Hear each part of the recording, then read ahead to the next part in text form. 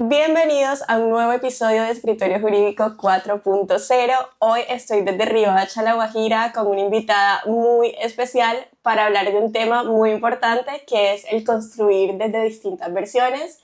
Ella es Betsy Sierra, abogada, cocinera, emprendedora. Pero bueno, Betsy, yo quiero que antes que empecemos, primero, muchas gracias por estar aquí. Y quiero que antes de que empecemos, tú te describas con un plato y con un área del derecho. Qué difícil. Gaby, gracias por invitarme. Me encanta estar acá. No con un plato como tal, pero sí me voy a identificar con una preparación que es una bolita de coco, de panela, bolita de coco con panela, y un área del derecho, derechos humanos. Cuéntanos por qué. Bueno, la bolita de coco porque es como lo que viene a mi cabeza cada vez que pienso en mi abuela, que fue la mujer por la cual yo aprendí muchas cosas, ha sido mi mejor escuela, sus manos fueron quien me enseñaron todo desde que estaba muy chiquita. Y pensar en una comida es pensar en el coco y precisamente en esa preparación que es la que me hace volver como a mi casa, a mi abuela, al patio, al fogón con ella. Y derechos humanos porque es la raíz de todo. Independientemente si estoy cocinando, si estoy enseñando, si estoy litigando, donde sea que esté, los derechos humanos siempre van a estar ahí puestos sobre la mesa. Betsy, muchísimas gracias por esa introducción a quién eres tú, pero para quienes no te conocen aún, cuéntanos desde lo personal quién eres. Bueno, Bexy Viana Sierra Gutiérrez, siempre me presento con mi nombre completo. Es una mujer negra, evidentemente, pero es necesario mencionar, nacida y criada en un pueblo de La Guajira que se llama Mingueo, municipio de Dibuya. Soy una mujer emprendedora, apasionada por la cocina, profesional en derecho, pero creo que eso podemos hablar luego. Quiero que empecemos ahora a hablar de cómo llegaste al derecho. Bueno, yo siempre decía, no veo mi vida haciendo otra cosa distinta al derecho. Desde que estaba en el colegio, cuando quería ser personera de mi colegio, pero perdí por un voto porque justo me había peleado con mi mejor amiga una semana antes de las elecciones y perdí. Siento que, que fue algo como muy instaurado, quizás por el contexto en el que me crié, un pueblo bastante pequeño, con muchas dificultades de acceder a información, con muchos problemas de fondo a nivel de seguridad, y yo siempre dije que quería ser abogada. En el transcurrir de mi vida, cuando ya terminé el colegio, estaba como en dudas qué voy a hacer ahora porque no se tuvo la conversación de te vas a ir para tal universidad o tal universidad o tal universidad. Como en ese momento yo empecé a hacer un técnico en manejo ambiental que me trajo hasta Riohacha. O sea, hasta ese momento no había como salido de mi pueblo como por muchas temporadas. Yo empiezo a hacer ese técnico y me llaman para que haga las prácticas.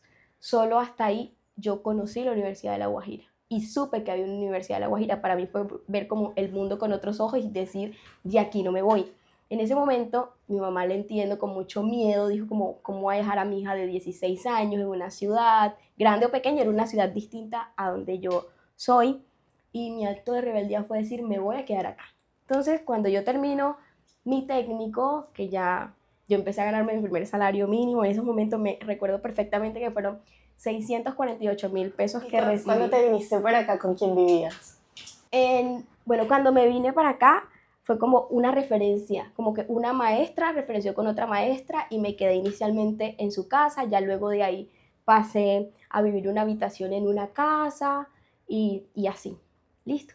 Entonces ya cuando yo demoré mis 6 meses trabajando en el SENA como practicante, yo le dije a mi mamá, yo me voy a quedar acá.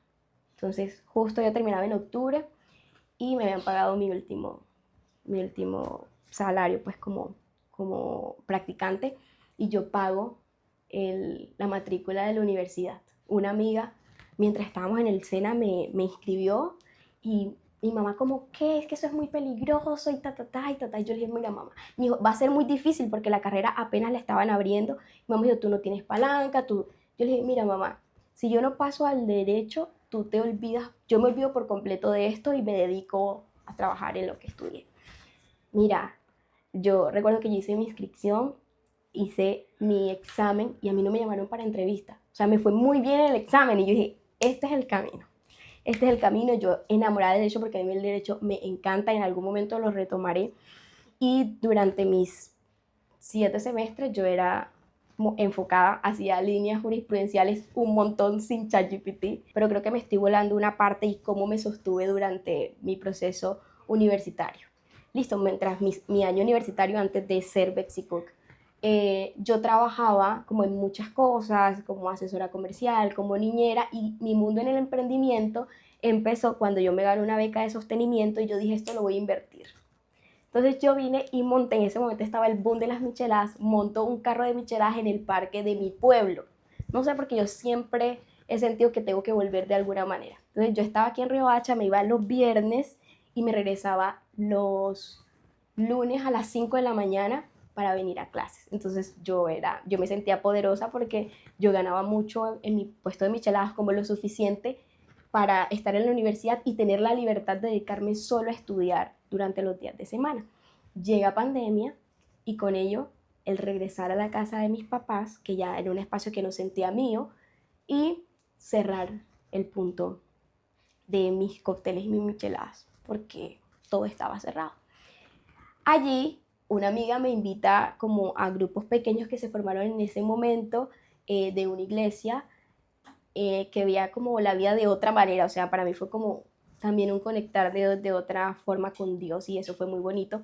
Y allí nos hace una pregunta que me marcó para mí por completo y era, ¿qué es eso que harías todos los días de tu vida por amor y solo porque sí? O sea, si bien el derecho estaba en mi mente, la primera que se me vino a la cabeza fue cocinar. Resulta que cuando empezó pandemia, yo empecé a hacer recetas con un batidor de mano, este que tengo acá tatuado y que van a encontrar en los espacios en los que yo esté porque siempre lo cargo. Y yo empiezo a hacer brownies con él. Y yo sentía tanta paz, como me sentía tan presente cocinando. Y yo dije, esto me gusta mucho. Entonces mi mejor amiga de colegio me dice, ¿y por qué no haces postres para vender? Y yo, sí, voy a hacerlos. Y empezamos haciendo recetas en su casa, en el horno de su mamá. Y para mayo yo saco un montón de brownies que estaban horrorosos en ese momento. Yo te muestro la foto y yo decía, ¿cómo me pudieron comprar esto? Pero gracias, porque ahí vendí como 500 mini brownies y compré mi primera batidora como de pedestal y yo dije, no, aquí fue. Entonces mi amiga Sarit me dice como, pero creemos una marca. Y yo, pero ¿cómo lo llamamos? ¿Cómo le llamamos? Yo le dije, pero igual yo no quiero ser solo la que vende postres, ¿sí? Como también desde esa expectativas que uno se hace cuando entra a la universidad, sí, claro. También el tema de las jerarquías, cuando obviamente yo soy abogada, ¿cómo voy a ser? Precisamente por eso quiero que hablemos de esa frase que tú tienes en Instagram, que es un cartón dice abogada. ¿Qué significa esa frase para ti? Bueno, creo que cuando estamos chicos, como más adolescentes, nos planteamos una vida perfecta y una estructura. Entonces yo iba a ser abogada, iba a tener una firma, yo me iba a especializar en derecho constitucional, yo iba a ser doctor en derecho y me narraba mucho desde lo que quería conseguir, ¿sí? Pero fui entendiendo que yo no soy lo que hago. Yo soy Betsy que se dedica a esto, a esto, a esto, porque resulta que cuando yo deje de tener, no quiero dejar de ser. Y eso para mí es clave. Entonces uno se presenta, soy abogada. Entonces si te quitan el título de abogada, ¿qué más eres? Soy tal cosa. No, yo hago tal cosa. Y eso lo voy entendiendo desde quitarme la presión del tener que hacer, que también he estado en un bucle de hacer muchas cosas porque me encanta hacer cosas, pero no es lo que soy. Entonces yo me di cuenta que el abogado es tener un cartón que te valida que pasaste por una universidad, pero el ejercicio de la abogacía se hace todos los días en cómo eres, cómo te comportas, cómo tratas a los demás, cuándo te quedas callado, cuándo hablas, cuándo intervienes. Entonces mucha gente ni siquiera sabe que yo soy abogada, no se imagina porque ya me colocaron un rótulo de cocinera y está bien. A mí me encantan las etiquetas porque igual lo que no se nombra no existe y las cosas deben llamarse por su nombre. Entonces yo tengo un cartón que dice abogado, porque para mí una pelea de derechos fue que yo quería que mi cartón dijera abogada en femenino. Fue una pelea que no logré ganar, incluso ni le empecé, pero yo espero que las universidades ahorita lo estén teniendo en consideración. Yo sé que es un tema de presupuesto, pero dice abogado. Entonces para mí tengo un cartón que dice abogado. Ya de ahí para adelante hago muchas cosas. De esas cosas que tú haces, y ya nos diste una introducción de que te gusta cocinar, de que eres cocinera, ¿cómo llegaste tú a considerar esa pasión como un emprendimiento? Imagínate que yo en pandemia, cuando yo estaba en séptimo semestre, vamos a volver atrás, que fue como, ¿qué hacemos ahorita? Todo el mundo está encerrado, el mundo se va a acabar, vamos a empezar a vivir o nos vamos a morir. En fin, me hacen esa pregunta y dicen cocinar. Entonces, algo que hablaban en ese grupo pequeño es que allí está tu propósito. Y para mí esa palabra es como todo. Yo iba a renunciar a la carrera en octavo semestre porque yo dije, encontré mi propósito, de aquí soy. Entonces decían como, ¿cómo te puedes ganar la vida ejerciendo tu propósito? Entonces yo decido continuar la carrera. Yo me acuerdo que en ese momento yo estaba en clases virtuales y estaba batiendo aquí mi mezcla. Me graduó también como por una deuda a todo el sacrificio que yo hice para tener este título, que espero que no todo tenga que ser sacrificios en la vida, y también entregarle como, mamá, aquí tienes tu abogada, ahora me voy a cocinar. Entonces, cuando ellos me dicen, ¿cómo te puedes ganar la vida con eso? Mi amiga Sarit me dice, tú vendes mucho, vamos a crear una marca. Entonces, Bexy Cook, antes de tener muchos equipos, tuvo su marca. Acá tengo mi logo. Y cuando yo hablo con ella, como, ¿cómo le llamamos? En ese momento yo estaba aprendiendo inglés porque el mundo se iba a acabar, yo necesitaba aprender inglés. Y ella me dice, si te ponemos Bexy Cook, cocina, Bexy cocinera, cook. En ese momento no lo sabía ni pronunciar, Bexy Cook. Entonces, Bexy Cook, Bexy Cook, Bexy Cook. Cuando vamos al tema gráfico, ella tenía un amigo, Edgar, y me dice, ¿cómo quieres que se vea? Yo le digo, yo quiero que la gente lo vea y diga, ese es Bexy. O sea, es muy Bexy Cook, ese es Bexy. Entonces, allí sale como el logo de Bexy Cook, que es una mujer negra que está de perfil, que tiene un turbante, porque generalmente uso turbante, que es un cupcake. Entonces, ahí sale toda la marca. Ahora pensemos Bexy Cook como marca. Empezamos a crear toda la narrativa. O sea, antes de tener horno teníamos narrativa, porque sabíamos que no queríamos ser solo alguien que vendiera postres, sino que todo lo que yo soy se viera reflejado en Bexy Cook, y creo que así ha sido todo este tiempo. Entonces de ahí empiezo como a paso empezar a darle a la cocina en mi pueblo hasta que listo, se levanta la media y tengo que volver al derecho. Tengo que venir a hacer mi judicatura y era como empaque nuevamente su batidora y váyase a la ciudad. Yo vine acá, me conocían mis 3 amigos de universidad y como 50 personas más en Instagram. Entonces yo, aquí la diferencia fue que yo hacía mi judicatura que no era paga y vivía de lo que me generaba mi emprendimiento. Entonces yo empiezo a agarrar un teléfono y empiezo a decir, hola, hola, todos espero se encuentren súper bien, me place saludarles, y eso empezó a generar como mucho ruido en Instagram, y mostraba como lo que hacía y la gente empezó a seguirme, porque yo acá no tenía como una red, solo a mis amigos de universidad, y fuimos creciendo. Luego participamos en un como concurso de postres. Yo era muy nueva, no conocía gente acá, y quedamos de segundo lugar, y eso fue como lo que nos permitió que la gente nos conociera por ese producto insignia en su momento, que fueron las fresas con crema, y eso fue como el impulso, el tener tanta aceptación en Riohacha, no siendo una persona de acá y desconociendo también un montón de cosas más. Hace poco dijiste que no querías que te conocieran como solamente la que hace postres. ¿Cómo definirías qué es Bexy Cook hoy en día? Bueno, Bexy Cook no soy solo yo. Bexy Cook es un espacio donde muchas mujeres, 3, 4 o lo que sean, son muchas mujeres, han encontrado la posibilidad de generar autonomía económica para desarrollar su proyecto de vida. Bexy Cook es una marca social que usa la cocina como pretexto para impactar y transformar muchas cosas, que creo que luego lo podemos hablar como más a detalle. Entonces, para mí es eso.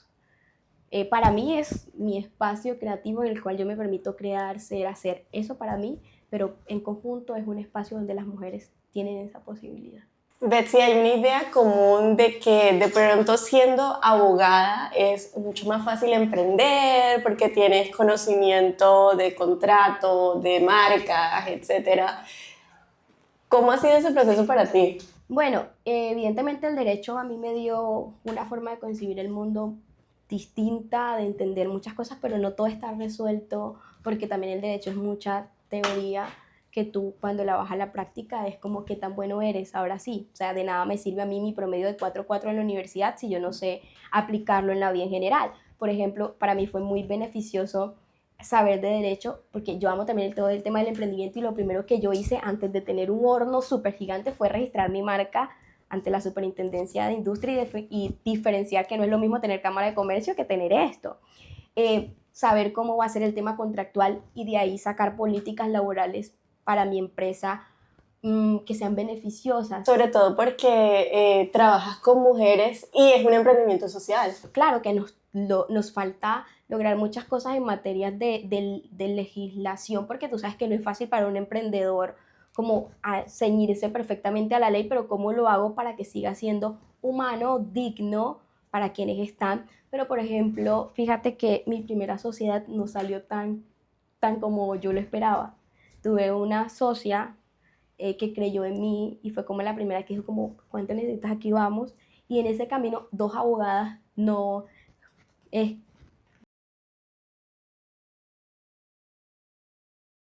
los Un acuerdos claros, contrato por entonces, escrito. sí, entonces el lío no es tanto como de plata y no sé qué, sino de cómo llegamos a puntos medios ahorita, dos abogadas. Entonces como un sí es bueno, pero depende cómo lo apliques.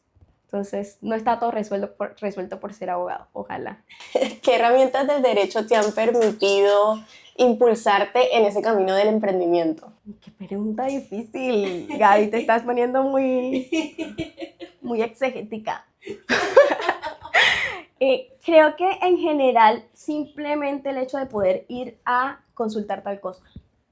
Como, ay, tengo un problema, ¿en qué libro del derecho puedo ir? ¿Qué ha dicho la corte respecto a? ¿Por qué lado puedo decir que esto no está bien y cómo argumentarlo? Ya ahorita es mucho más fácil porque yo voy a ChatGPT y le digo, hazme un resumen del decreto y búscame tal artículo y ya yo voy a la ley y lo hago.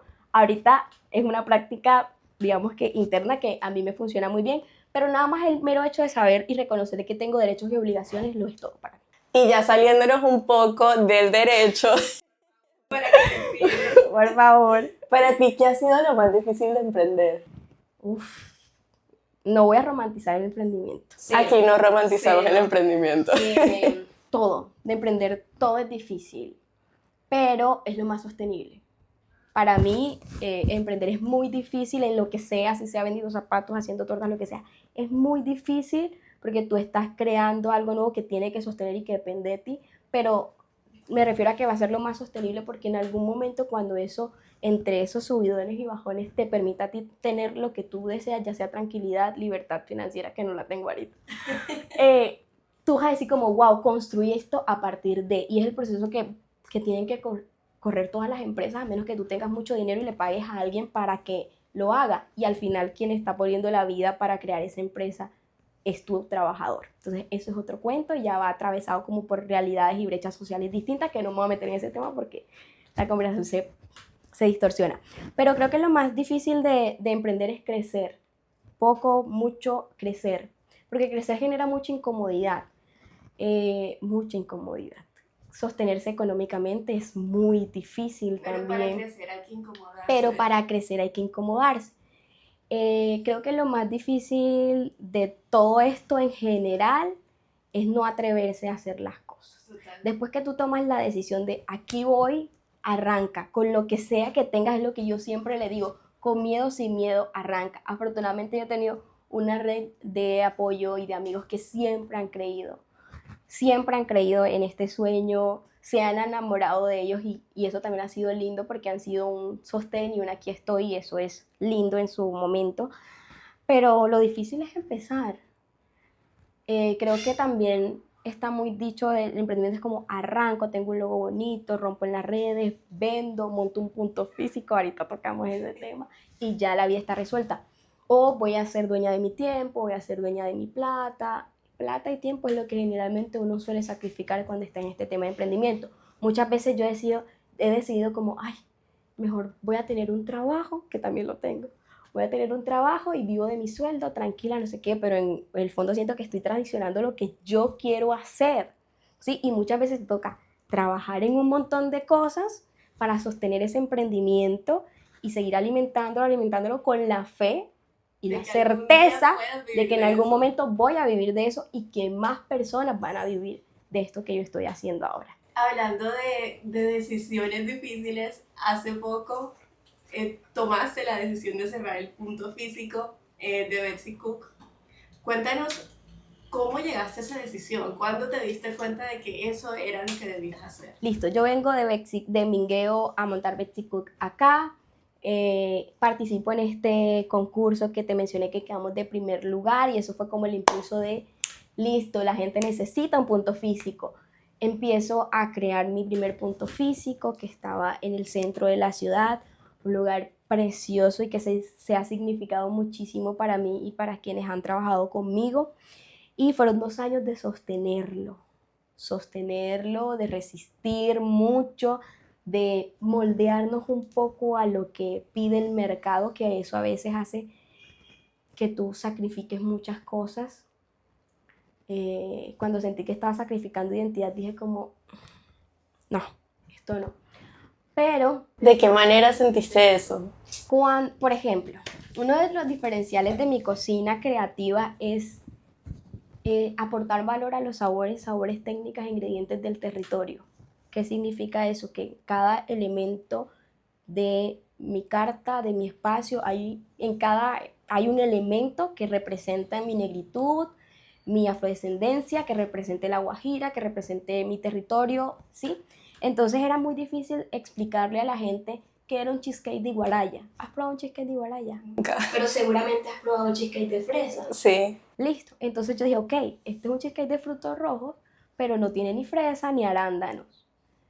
Tiene iguaraya. ¿Y qué es la iguaraya? La iguaraya es el fruto del cactus que en tiempos de verano sale y las mujeres guayú lo recolectan cuando botan todas sus espinas y ellas las pasan vendiendo en unas bolsitas de cubeta a 3.000 pesos la bolsita. Y es un fruto subvalorado porque tiene muchas propiedades. Es muy parecido a una pitaya roja, pero se nace de forma normal aquí en el territorio, pero no le damos valor a eso. Entonces, cuando yo conocí esa fruta, porque yo no la conocía tampoco, yo sí conocía el corozo, yo vine, la agarré, le eché azúcar y dije, de aquí sale algo interesante, es pegajosa, así que no necesito gelatina, pero no tiene tanto sabor. ¿Qué pasa si le echo corozo? Y ahí hice una mermelada espectacular que mucha gente no conocía, la iguaraya.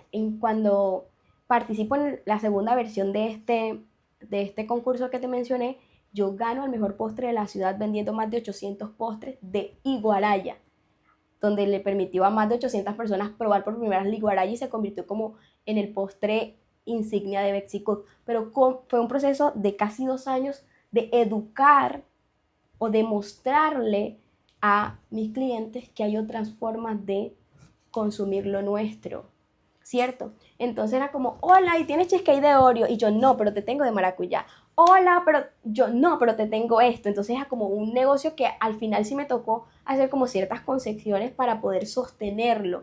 Pero, por ejemplo, los brownies de malanga, creo que nunca has probado. Nunca. ¿Sabes qué es la malanga? Sí. Pues es un tubérculo para quienes no conocen la malanga. Entonces, ¿cómo vendo yo una malanga? Entonces me tocó ser una muy buena profe y una muy buena vendedora para que todas esas cosas se vendieran, y yo no estoy dispuesta a que mi cocina se vea como no estoy dispuesta. Entonces eso significa también como disminución en ventas, un montón de cosas. El punto fue que yo sostuve el negocio 2 años hasta que, por hacer tantas cosas que no te he contado, mi cuerpo dijo, reina, no más. El año pasado tuve un episodio de salud bastante complejo en el que creí que me iba a despedir de este mundo. Afortunadamente no fue así. Mi cuerpo somatizó todo el estrés. En ese momento tenía 3 trabajos, era facilitadora de la maleta étnica del Banco de la República, era profe de cocina, trabajaba en Betsy Cook y tenía como un montón de cosas más. Y un día empiezo a sentirme mal, me voy al hospital, me dicen, si llegas 15 minutos antes, como nunca, la clínica estaba vacía, esto pudo haber explotado. Me operan, demoro como varios días en la clínica, me colocan como morfina para poder aliviarme el dolor, ya luego demoró en este proceso demoré como 42 días que no veía la luz del sol, no podía caminar, no podía sentarme, y ahí fue como el único mundo que se paraliza cuando enfermas es el tuyo. Mi mamá, triste, tenía que a veces irse porque ella tenía que trabajar, y me puse a pensar muchas cosas, muchas cosas, y dije como no puedo seguir con este ritmo. Y mi mayor generador de estrés era Bexy Cook. En ese momento le dije como, Dios, yo no quiero ser desagradecida por tus bendiciones, pero esta no era la forma en la que yo quería crecer. Claro, tienes personal, tienes cuentas por pagar, tienes todo, y yo salgo de mi tema físico y adivina, la mente. Me dice, no, reina, no estás preparada. Mi sistema nervioso salió del chat, eh, tuve que recurrir a mi psicólogo y me envían a mi psiquiatra. Toma pastillas para dormir, tomé pastillas para levantarse. Yo por un tiempo, como 3 meses, sentía que era un alma en pena, o sea, yo era una adulta funcional porque me tocaba serlo. Yo dije como, no, esto es lo que yo, no es lo que yo quiero, o sea, mi mamá en ese momento me dice, hija, ¿tú por qué te das tanta mala vida por cosas si tú no tienes hijos, y yo como, mamá, pero tengo energía para hacerlo, pero ya no tenía energía porque mi cuerpo y mi mente dijeron no más. Entonces ya fue una decisión que yo fui evaluando y me costaba desarraigarme de la idea de tener que cerrar, no solo por mí, porque pues yo tengo mis otros trabajos, sino por las chicas que me acompañan y que se había convertido en esto, pero como poniendo también excusas y priorizando otras cosas en lugar de mi salud. Y yo me voy al Amazonas a una experiencia que me invita el Instituto de Ambiente de Estocolmo, Fontur y Conexión, que es la organización que trabajo como docente.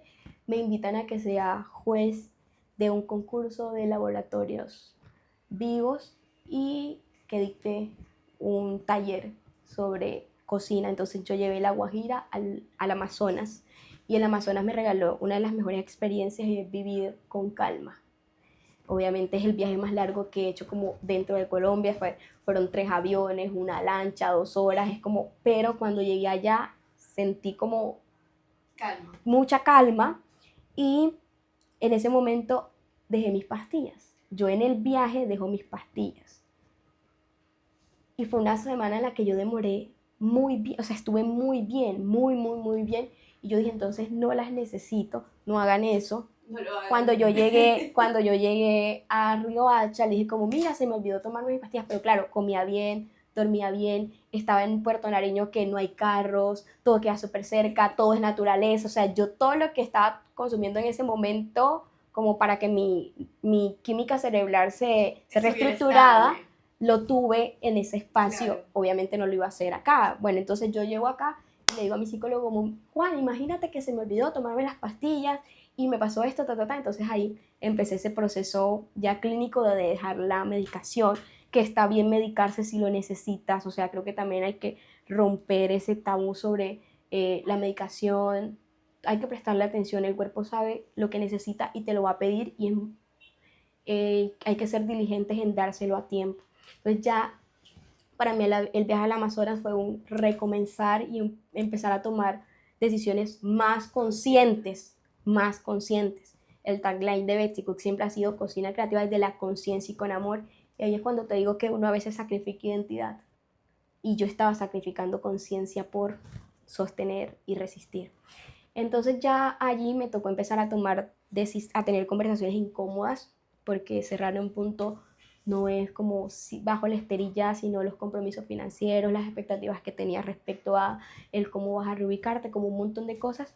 Y yo dije, es lo que tengo que hacer para crecer de la forma que es más consciente y más sostenible y más ajustada a la vida que yo quiero en estos momentos. Hice mi proceso de duelo, porque creo que todo se debe duelar, cada quien lo hace a su manera, pero el mío fue con mucho silencio, mucho silencio. Yo suelo ser una persona muy expresiva, pero había hecho tanta conexión con la gente que me seguía, que ahorita son más de 6.000, y como no entiendo cómo me veían las historias 1.000 personas y 10 podían decir, ¿qué tienes? Que tienes los ojos tristes, y ahí yo empiezo a irme de las redes. Primero porque era como tú me veías todos los días, hola, hola, toditos, ¿cómo están? Espero se encuentren súper bien, hoy tenemos ta. Y habían días en los que yo llegaba a dar una información y me iba. Claro, yo estaba lidiando muchas cosas de manera interna y yo decía, cuando la gente empezó a darse cuenta que yo no estaba bien, yo dije como, chao, no vuelvo. Y prometía como, mañana vuelvo. No volvía.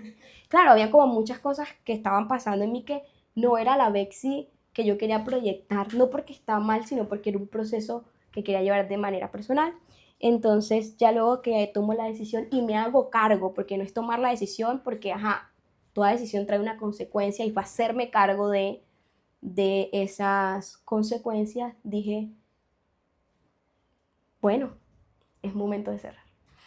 Hicimos nuestra última experiencia en Bexico, que fue sanar, duelar y agradecer, que son como palabras y procesos necesarios. Y ya ahí fue como, bajemos la estera ahora sí.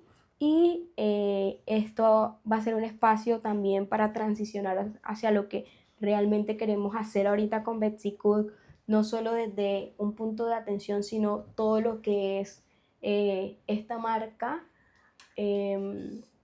Entonces estamos como en ese camino de transicionar hacia muchas cosas que van a encontrar pronto en Betsy Cook. Betsy Cook no se acabó con el cierre, ya estamos alistando nuestra casa Betsy Cook, donde seguramente vas a estar y muchos de ustedes también, espero. Y sí, no sé cuál era tu pregunta, pero ya respondí. Yéndonos un poco más al plano general, ¿qué consejo le darías a un emprendedor que está pensando en cerrar? ¿Cuál es el momento perfecto para cerrar? Yo creo que el momento perfecto para cerrar es el que se ajuste a ti cuando tú haces la evaluación de cuál es el costo de seguir sosteniendo esto, ¿sí? Mi costo fue mi salud, entonces yo diría, no esperen a sentir que se van a ir de este plano para, para hacerlo. Sé que financieramente es muy complejo también porque hay que tomar decisiones si tienes socios, si tienes deudas y esto, pero tengo una frase muy clara de mi mamá que siempre me ha dicho, sin soñador no hay sueño. Y ahora lo entiendo. Yo por rebeldía muchas veces no hacía caso porque, ajá, también te hablan desde sus miedos, de sus... Pero lo que decía mi mamá es, ¿de qué me sirve tener una hija abogada, una hija empresaria, una hija exitosa, pero muerta? Yo prefiero tener una hija viva.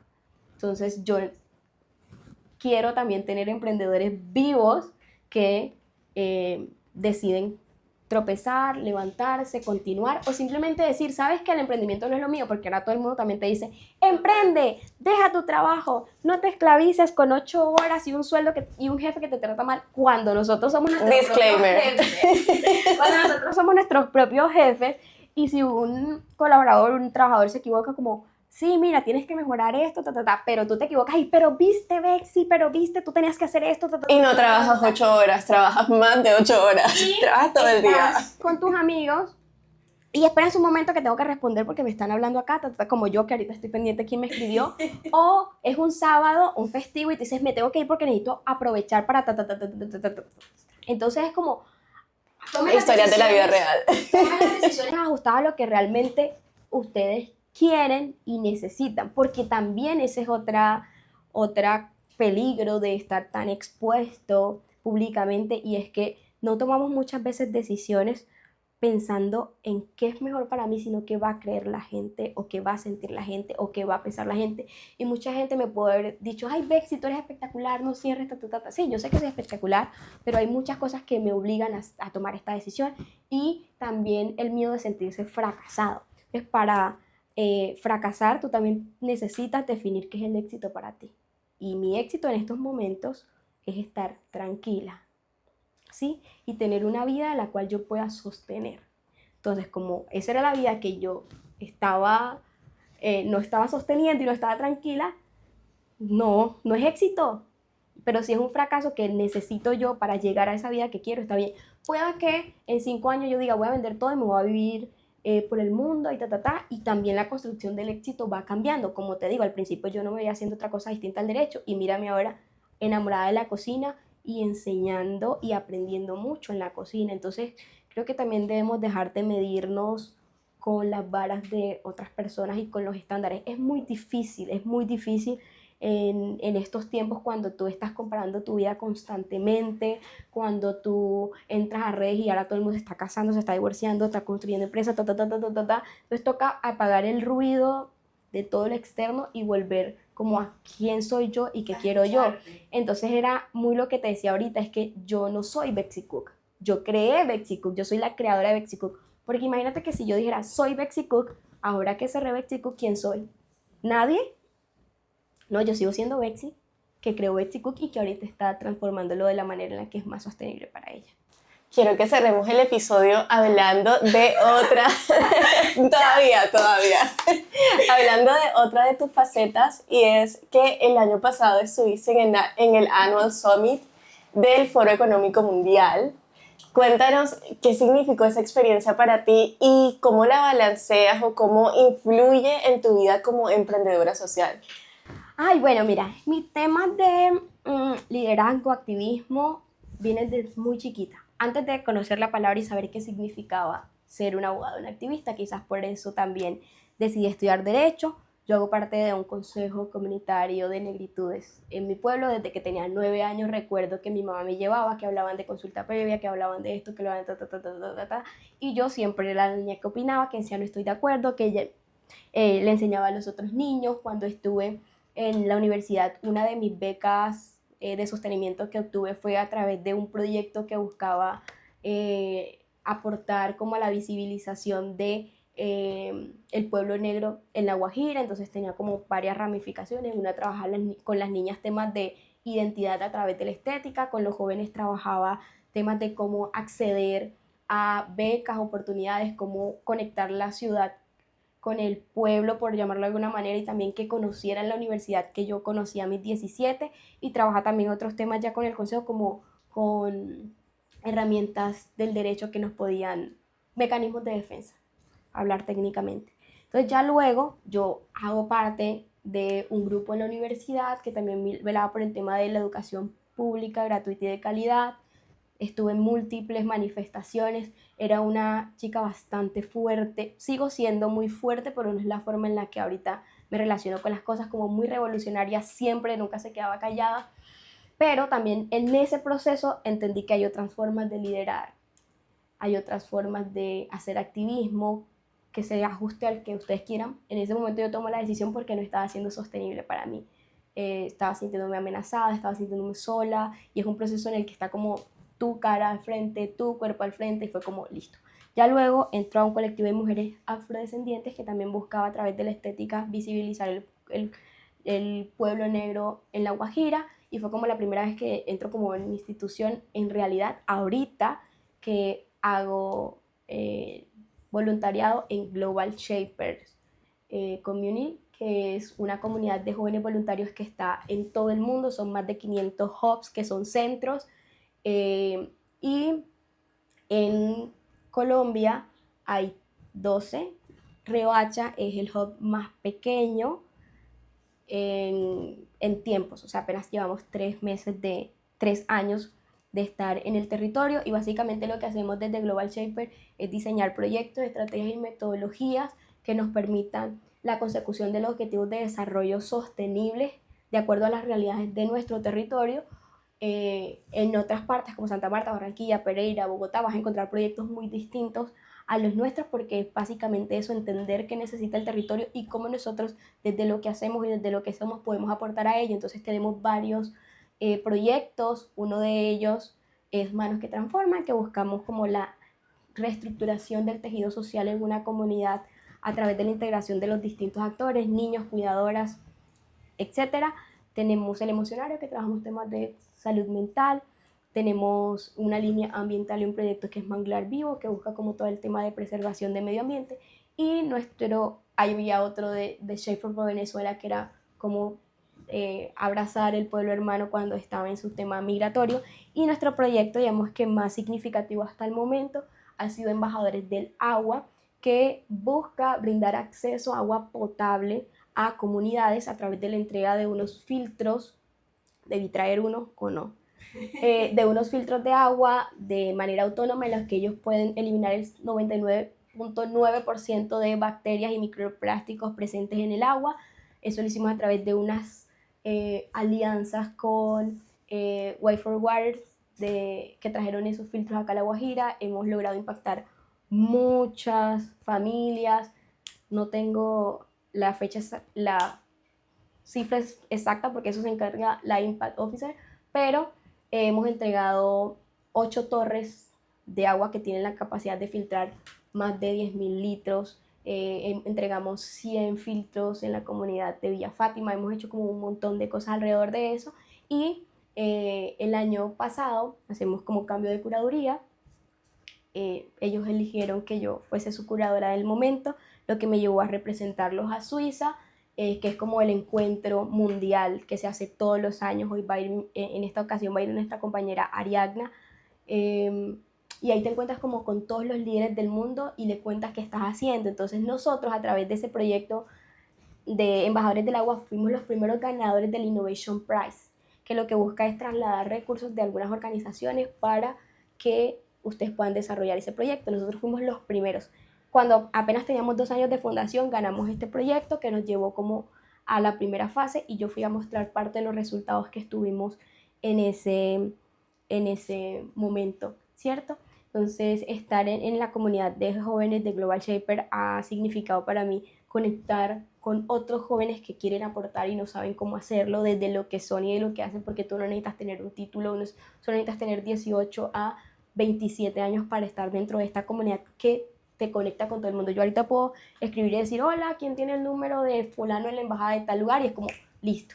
Entonces hacemos conexiones con gente de otro país, de la India, de Brasil. Como es impresionante lo que podemos hacer acá, y también es la muestra de que cuando muchas voluntades se suman y están dispuestas a transformar un territorio, lo podemos hacer.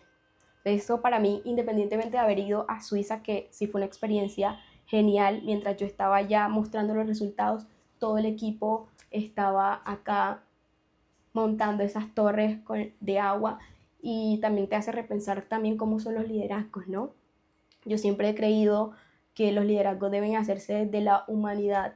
Sea una empresa, sabemos que tenemos como unos lineamientos y que necesita ser sostenible, pero desde la humanidad, cuando dentro de una conversación está lo humano, todo va a resultar bien, porque antes de ser profesionales, antes de ser emprendedores, antes de ser profes, antes de ser cualquier cosa, somos personas que necesitan ser entendidas desde sus distintas formas. Quizás la forma que tiene Betsy de liderar no es la misma que tengas tú, pero hay que hacerlo acorde a finalmente lo que tú te sientas bien y que sea bien también para tu equipo.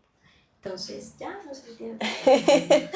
Muchísimas gracias, Betsy, por compartirnos un poco de tu vida, de tu proceso, de tu filosofía, y sobre todo por aportarle al territorio. Gracias por esta conversación y gracias a todos los que nos escuchan.